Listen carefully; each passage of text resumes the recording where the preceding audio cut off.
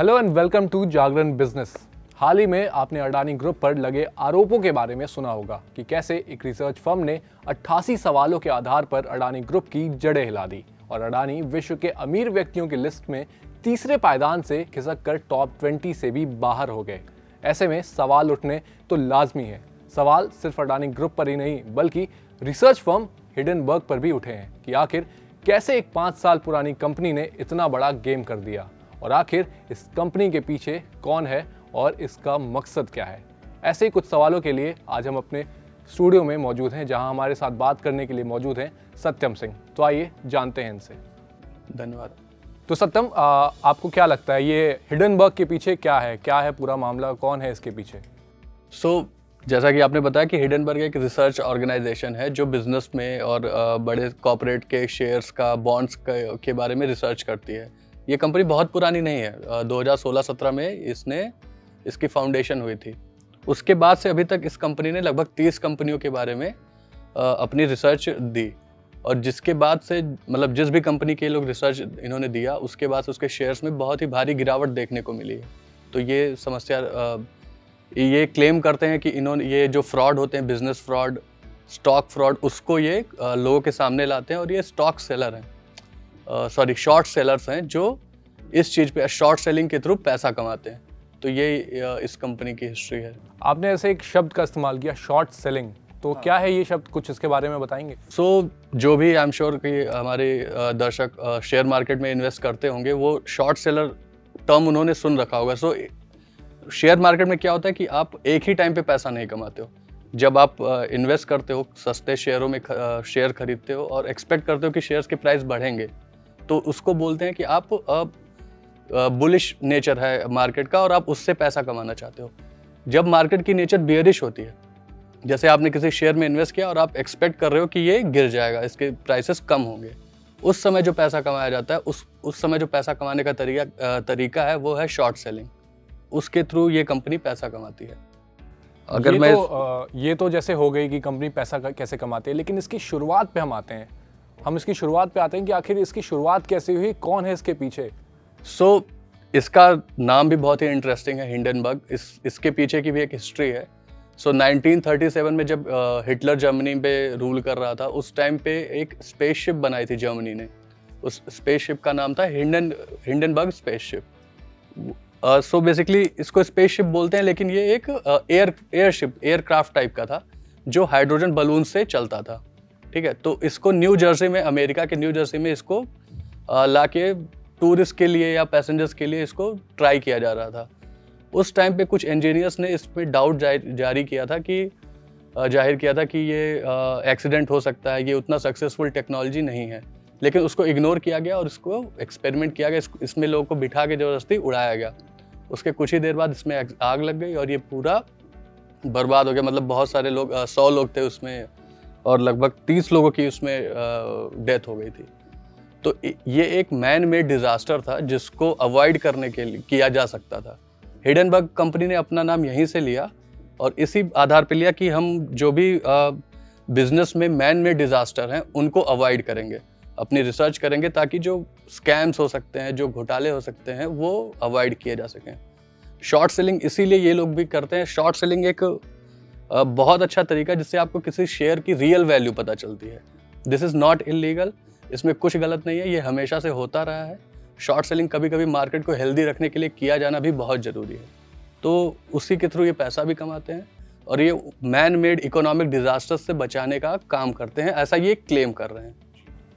तो जैसे ये तो हो गई कि ये इनका पास्ट हो गया, लेकिन आखिर इसके पीछे इनका मकसद क्या है कि अगर सिर्फ अडानी ही क्यों?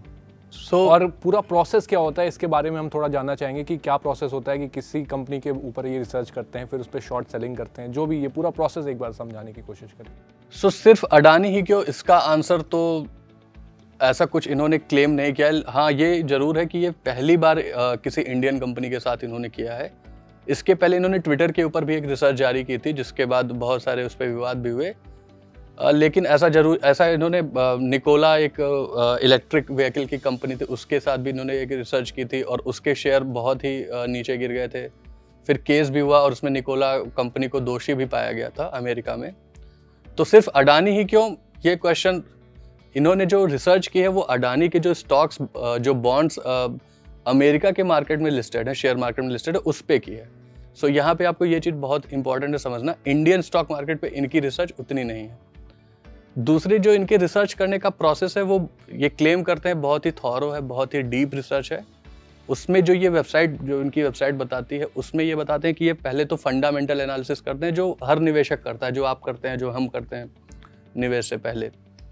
अब फंडामेंटल एनालिसिस जो होता है किसी स्टॉक का, उसमें कंपनियां अपनी डिटेल्स देती हैं कि हमारा लीडर बोर्ड क्या है, हमने कितनी सेलिंग की, क्वार्टरली रिपोर्ट्स क्या रही हैं, उसके आधार पे एनालिसिस किया जाता है, जिससे हमें पता चलती हैं चीज़ें कि कंपनी कैसा करे। पहली चीज़ तो ये करते हैं ये। दूसरी, ये कुछ सोर्सेज के थ्रू इंफॉर्मेशन निकलवाते हैं, जो इनसाइडर इंफॉर्मेशंस होती हैं, जो वहाँ के लोग बताते हैं ऐसे, उन सोर्सेज को ये रिवील नहीं करते हैं। तो इन 2-3 तरीक़ों से ये रिसर्च करते हैं। तो इनका क्लेम जो है अडानी को लेके, उस पर इसलिए बहुत ही अफेक्ट तो कर रही है मार्केट को, लेकिन रिलाई करना मेरे लिए मुश्किल हो रहा है, क्योंकि इन्होंने सोर्सेज नहीं बताया, और जो ये फंडामेंटल एनालिसिस ये करवा रहे हैं, उस हिसाब से तो Adani is a strong company, उसमें कुछ ऐसा नहीं है। तो ये तो हो गई मतलब उसके प्रोसेस की बात की, उसका क्या प्रोसेस है, कैसे वो टारगेट करते हैं किसी कंपनी को, कैसे शॉर्ट सेलिंग करते हैं।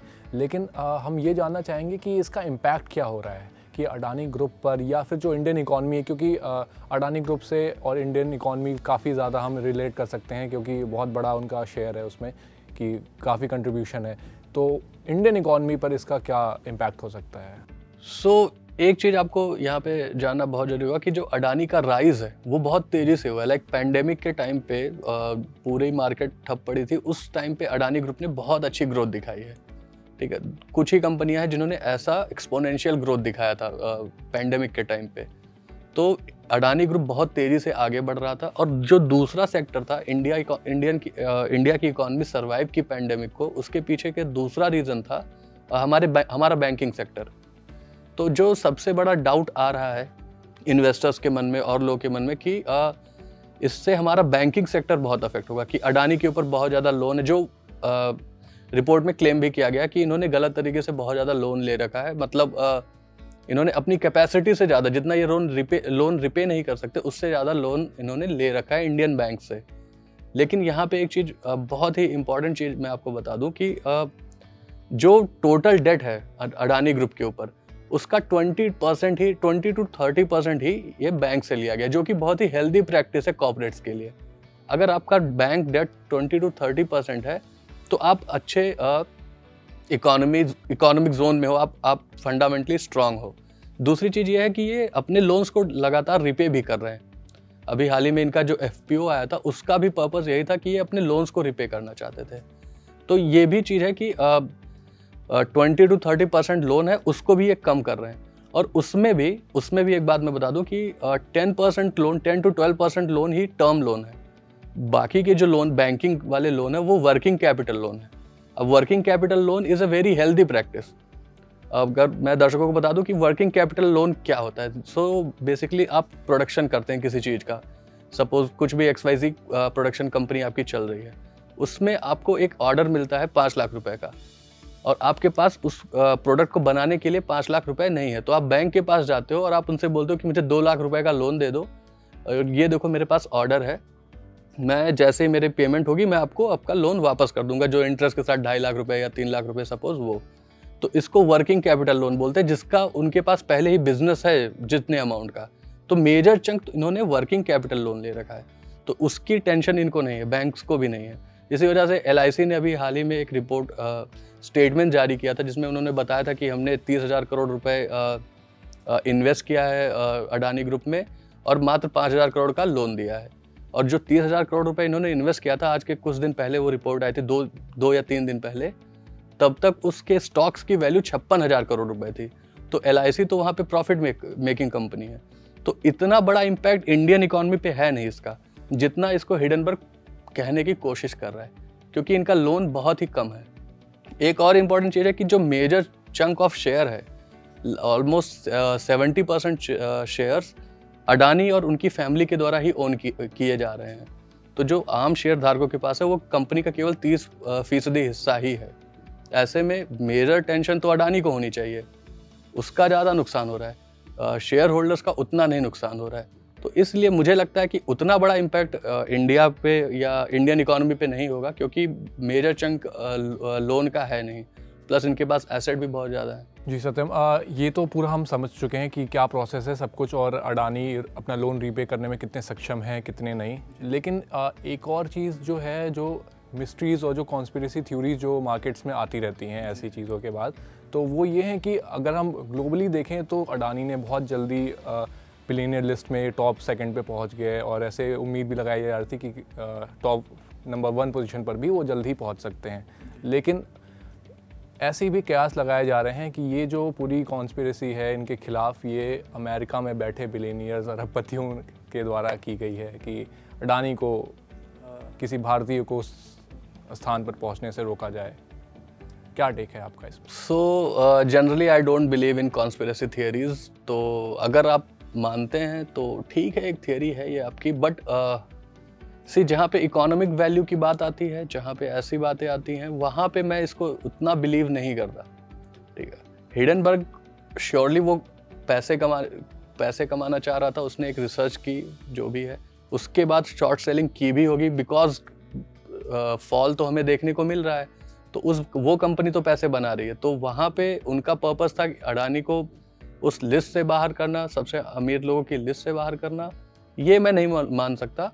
हाँ, ये पर्पस जरूर था कि हिडनबर्ग को पैसे अच्छे कमाने थे और वो कमा रहे हैं। सो ये कॉन्स्पिरेसी थ्योरी पे मेरा उतना बिलीव नहीं है। जी, बहुत बहुत धन्यवाद सत्यम। तो शायद अब आपके सारे सवाल और मिथ्स क्लियर हो गए होंगे, लेकिन अगर अब भी आपके कुछ सवाल हैं या फिर कोई मिस्ट्री है या कोई कॉन्स्पिरेसी थ्योरी जिसमें आप यकीन करते हैं, तो आप हमसे कमेंट बॉक्स में वो शेयर कर सकते हैं। साथ ही अगर आपको ये वीडियो पसंद आई तो इसे लाइक करें, कमेंट करें और साथ ही साथ इसे शेयर करें। और ऐसी और बिजनेस रिलेटेड कंटेंट देखने के लिए आप जागरण बिजनेस को सब्सक्राइब करें।